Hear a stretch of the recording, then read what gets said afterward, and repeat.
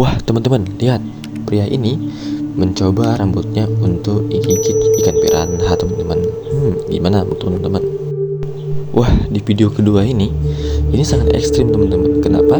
Karena penyelam ini mencoba untuk memberi makan seekor hiu teman-teman. Yang mana menurut saya ini sangat ekstrim teman-teman. Kenapa? Karena silap-silap bisa ngap kita dibuat teman-teman. Dan di video ketiga ini, pemancing ini sangat beruntung teman-teman, yaitu mendapatkan momen yang sangat indah teman-teman. Gimana menurut teman-teman?